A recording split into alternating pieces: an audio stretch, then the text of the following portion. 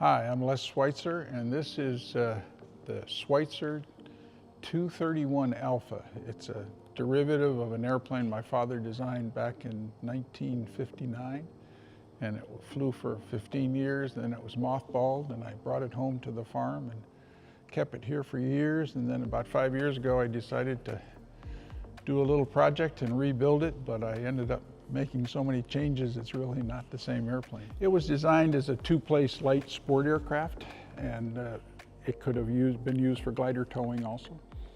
I always remember my father said his biggest regret from his career at Schweizer Aircraft was that they didn't put the original design in production, because it would have evolved into a real fine airplane. And so I said, okay, as a tribute to my father, I'll bring this thing out and restore it. And then when I actually started, I decided that, nah, that really wasn't what I wanted today. And so I made all the changes I've made to bring it up to today's capabilities.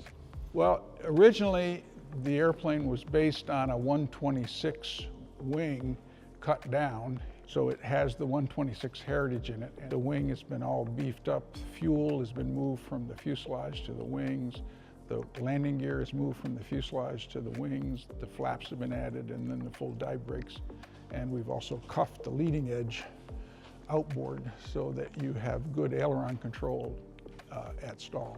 Getting ready to start towing with it, we have a TV camera in the back, we have a new tow hitch that will release at any angle at any load. It has electric cowl flaps that'll shut things off so you can descend without shock cooling the engine. It has dive brakes that will let you down at about 10,000 feet a minute. This will shorten the descent time by a significant factor. You can go from 3,000 foot release point down to 400 foot base leg point in like 10 to 15 seconds. So you can really come out of the sky.